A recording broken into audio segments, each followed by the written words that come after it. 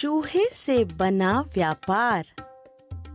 अरुण नाम का एक लड़का अपनी माँ के साथ रहता था।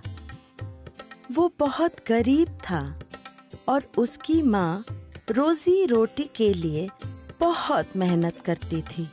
वो बहुत मुश्किल भरी जिंदगी जीते थे। अरुण एक होशियार बच्चा था और हमेशा अपनी माँ की मदद करने के तरीके ढूंढता था। एक बार अरुण ने अखबार में पढ़ा कि एक अमीर व्यापारी ऐसे इंसान को बहुत बड़ा इनाम देगा जो एक चतुर व्यापारी होगा।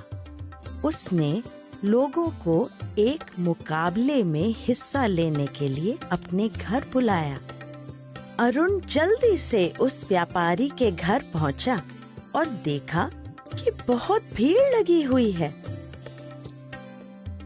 व्यापारी ने सबका स्वागत किया और कहा, ये देखो, मेरे हाथ में एक मरा हुआ चूहा है। क्या कोई भी ऐसा है जो इस मरे हुए चूहे से पैसे कमा सकता है? ये सुनकर सब चौंक गए। किसी ने भी अपना हाथ नहीं उठाया क्योंकि वो एक नामुमकिन मुकाबला लग रहा था। लेकिन अरुण आगे बढ़ा और कहा कि उसे एक हफ्ते का वक्त चाहिए। सब लोग उसका मजाक उड़ाने लगे और उसे बेवकूफ कहने लगे। अरुण उस मरे हुए चूहे को लेकर एक बिल्लियों की दुकान में गया। उसने वो चूहा बिल्लियों के खाने के लिए दिया और बदले में दुकानदार ने उसे कुछ मूंगफलियां दी।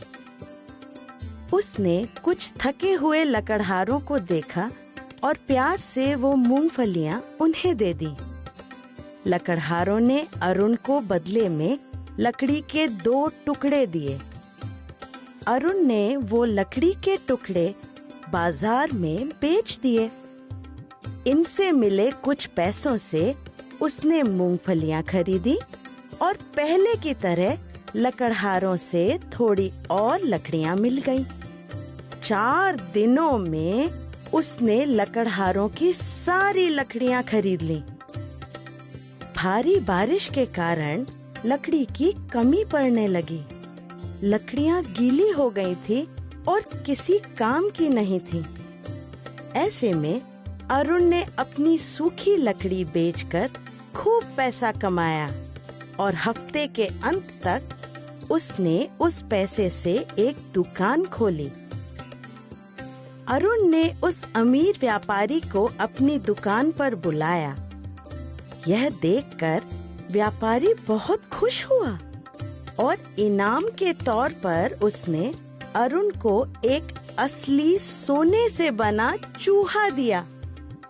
अरुण की चतुर सोच ने उसकी और उसकी माँ की बहुत मदद करी और फिर वो हमेशा हंसी खुशी रहने लगे।